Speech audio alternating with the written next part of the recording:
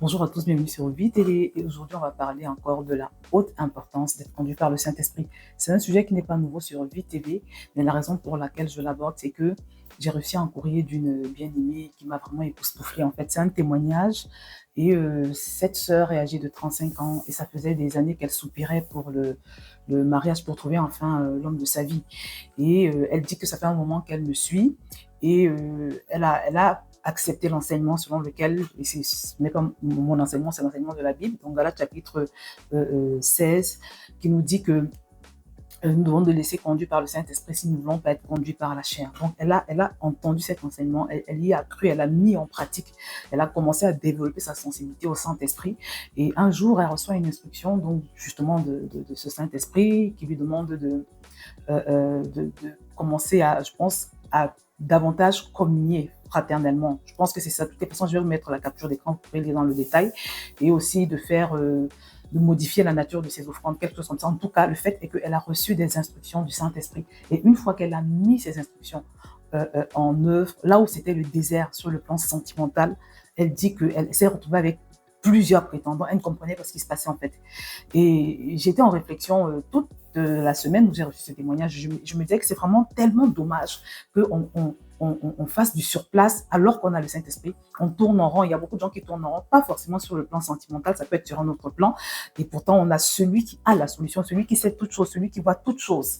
Et ce n'est pas du tout normal, vous voyez. Et j'en ai beaucoup parlé en détail sur mon autre chaîne, Mon couple et ma famille TV.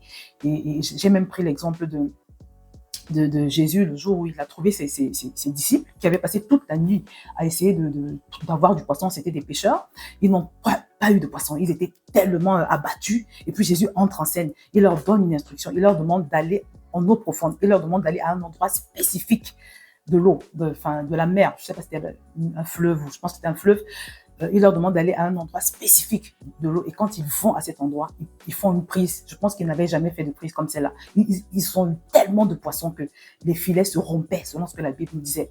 Et je voudrais saisir donc cette opportunité pour t'encourager, toi, mon frère et ma sœur, à prendre le temps également de développer cette relation avec le Saint-Esprit. Parce que la Bible est claire. En Jean chapitre 15 au verset 5, elle nous dit que sans lui, nous ne pouvons rien faire. Même quand tu bâtis sans le Saint-Esprit, tu n'es pas sûr de ce que tu es en train de faire. Tu vois. Donc vraiment, ce n'est pas du tout une option. Et j'en profite aussi pour te dire que j'ai eu à cœur fortement parce que justement, je veux qu'il y ait une majorité de personnes qui procèdent à cet apprentissage de la marche avec le Saint-Esprit. J'ai donc eu à cœur de proposer à toutes les personnes qui achètent mon livre, que ce soit en version audio ou, alors pas version audio, version numérique ou version brochée, j'ai eu à cœur de vous permettre, vous tous qui avez déjà acquis le livre ou bien qui avez l'intention de le faire, j'ai à cœur de vous permettre donc de participer au challenge 21 jours synchronisés avec le Saint-Esprit qui est normalement réservé uniquement à ceux qui se sont inscrits à la formation des passionnés de Dieu. Parce que le challenge fait partie de la formation, c'est une partie de la formation. Mais j'ai eu à cœur d'ouvrir cet exercice à un grand nombre. Alors c'est un exercice qu'on fait normalement sur WhatsApp, mais si on est trop nombreux, si je me rends compte qu'il y a beaucoup trop de monde, une partie va se dérouler sur Telegram. Ceux qui sont inscrits à la formation des passionnés de Dieu vont le faire sur WhatsApp et les autres le feront sur Telegram. Mais ça reste le même principe. Et puis, de toutes les façons, vous aurez également mes bilans. En tout cas, c'est un accompagnement. Vraiment, pendant 21 jours, tu t'exerces à développer ta sensibilité au Saint-Esprit et à savoir marcher avec lui, le consulter, voilà, entretenir sa présence, ce genre de choses. Voilà, donc aujourd'hui, spécifiquement, je voudrais voir rapidement avec toi certains éléments qui vont te permettre de t'examiner toi-même et de déduire si tu peux estimer qu'à ce jour, tu es sensible au Saint-Esprit, tu es conduit par l'Esprit ou conduit par la chair ou par le diable, pire encore. Parce que la vérité, c'est que si tu n'es pas conduit par le Saint-Esprit, tu seras conduit soit par la chair, soit par le diable. Et ça, c'est terrible. Voilà.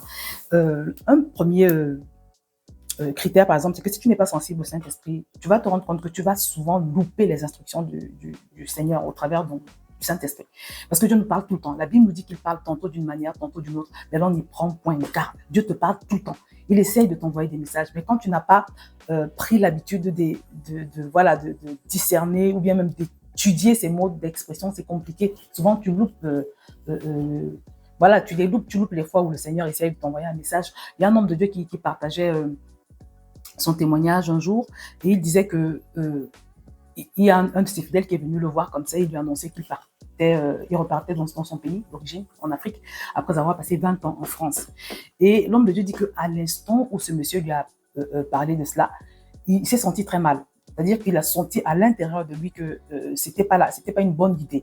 Parce que le Saint-Esprit parle beaucoup par témoignage intérieur. Et l'homme de Dieu, comme c'est un homme de Dieu, il a cultivé sa sensibilité au Saint-Esprit. Il sait tout de suite quand tu lui dis des choses, certaines choses, il peut te dire si ça vient de Dieu ou pas. Donc tout de suite, l'homme de Dieu dit qu'il a ressenti un feu rouge dans son cœur. Il a dit au monsieur, mais est-ce que tu as prié même avant de prendre cette décision? Parce que je ne la sens pas du tout. Le monsieur dit non, non, non, moi je retourne en Afrique, c'est comme ça. En Afrique, je retourne en Afrique, c'est comme ça et pas autrement.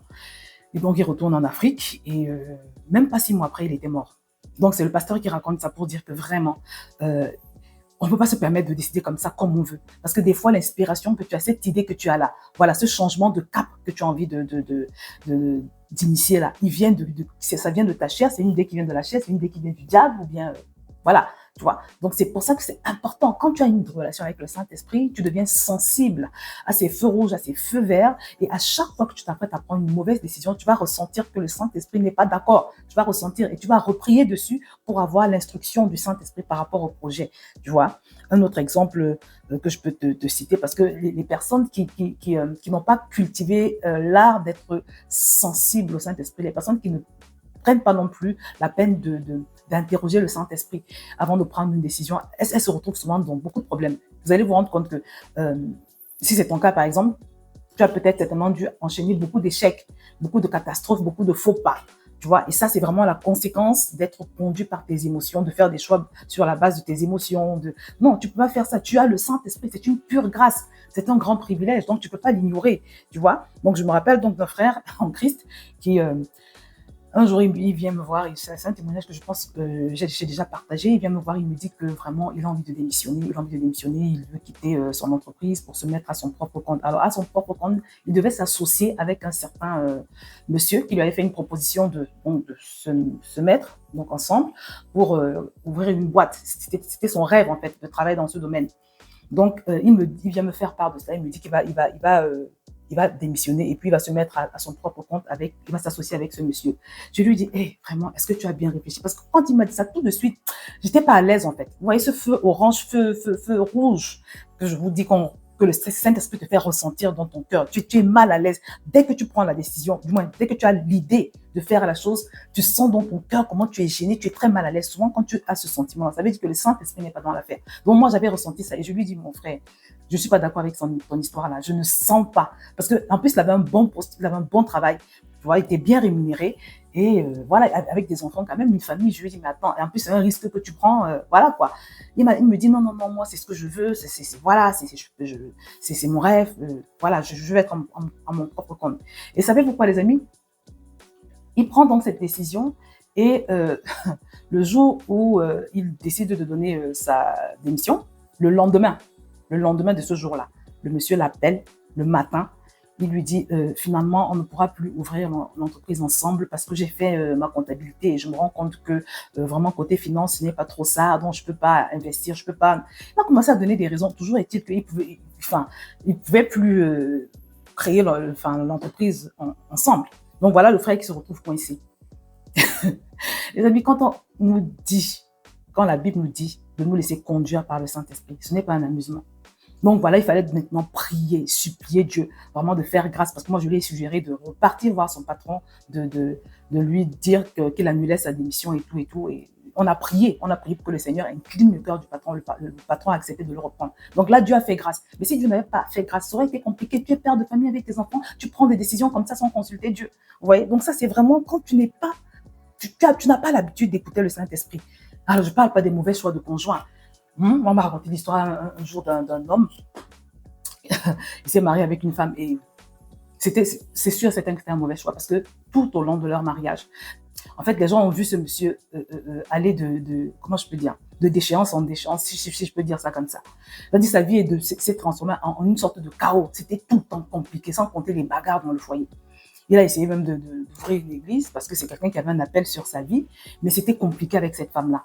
Bref, pour couper court, il paraît qu'un jour, dans la colère, comme ça, du moins son mari l'a énervée et elle a fait bouillir une casserole d'eau chaude qu'elle a aspergé sur son mari, elle a versé l'eau chaude sur son mari. Il a failli mourir, il s'est retrouvé hospitalisé. Et après, ce jour-là, il a décidé de se séparer d'elle parce que ça faisait au moins 20 ans, 15 ans qu'ils étaient ensemble, 15 ans de mariage. Donc, un mauvais choix comme ça. Et ce monsieur-là, il a essayé de décoller dans le ministère à plusieurs reprises, mais c'était compliqué avec cette femme. Les mauvais choix, les amis, les mauvais choix entraînent à faire des choses incroyables. Et un critère encore de quelqu'un qui n'est pas conduit par le Saint-Esprit, c'est que vous allez vous rendre compte qu'une telle personne va développer un système de pensée qui aura tendance à l'éloigner de sa bénédiction. C'est-à-dire qu'il y a des gens, par exemple, qui vont te dire, la personne est à la recherche de l'emploi, ou elle est à la recherche peut-être aussi voilà, d'un homme, d'une femme, l'homme de sa vie, la femme de sa vie.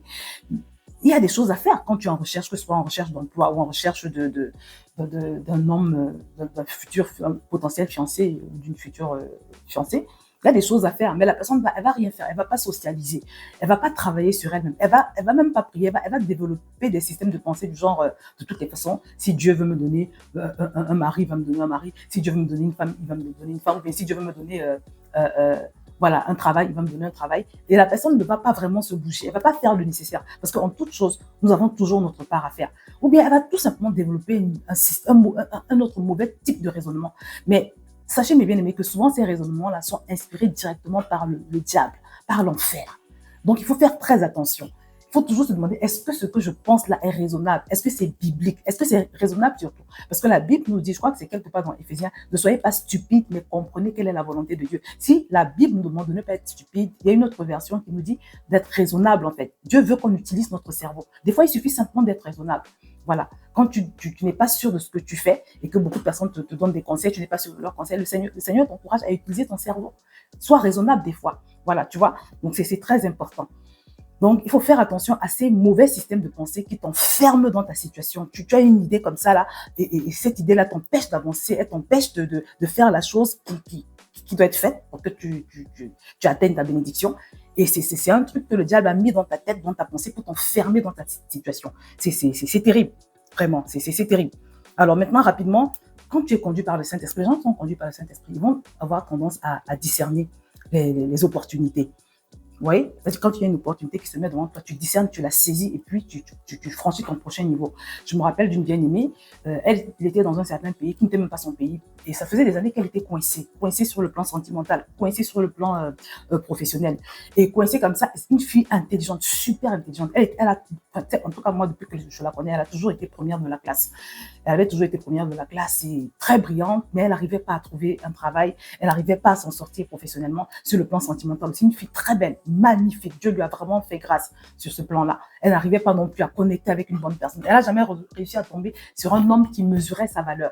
Et puis un jour, elle a l'opportunité de partir dans un autre pays. Elle saisit l'opportunité. Je vous assure que quand elle arrive dans ce pays, c'était l'explosion. Elle a trouvé l'homme de sa vie. Elle a aussi pu commencer une nouvelle formation qui l'a menée tout droit à son emploi. Donc, aujourd'hui, quand je la vois, elle va de gloire en gloire, de victoire en victoire. Elle a fait son enfant rapidement. Donc, en moins d'une année, elle s'est positionnée professionnellement, sentimentalement. Quelque temps après, elle a eu son enfant. En fait, quand tu vis ce genre d'amélioration, quand tu te retrouves en train d'aller de gloire en gloire, tu sais que là, tu as entendu Dieu. Voilà. Et c'est pareil aussi pour les choix que tu fais. Je vous ai cité quelques mauvais choix. Précédemment, quand tu fais des mauvais choix, tu te retrouves dans l'embarras, tu te retrouves dans des problèmes et ça peut durer toute une vie.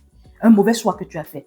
Un bon choix, par exemple, tu sais que tu as fait un bon choix quand voilà. Un peu comme l'exemple de la sœur, hein. Tu vas te retrouver avec des grâces que tu n'avais pas, des blocages. Mon mari, par exemple, il me témoigne toujours, il m'a toujours dit que quand je suis arrivée dans sa vie, on était encore très jeune, je suis dans la vingtaine. Il me dit qu'il ne sait pas pourquoi ni comment, il ne peut pas l'expliquer, mais quand je suis arrivée dans sa vie, il me dit qu'il y a eu tellement de déblocages. Les portes se sont ouvertes sur le plan professionnel, sur tous les plans.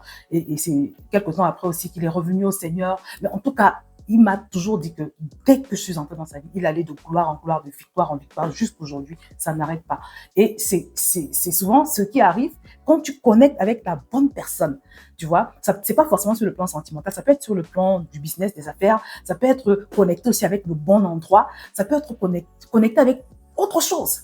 Mais quand tu connectes avec la bonne chose, avec le bon endroit, avec la bonne personne, tu vas de gloire en gloire et de victoire en victoire. Souvent, les connexions qui te ramènent que des ennuis là, ça veut dire que ça venait pas de Dieu. Parce que la Bible nous dit que c'est la bénédiction de l'Éternel qui enrichit et elle n'est suivie d'aucun malheur, d'aucun chagrin. Donc vraiment, mes frères, mes sœurs, c'est tellement important de prendre le temps de prier.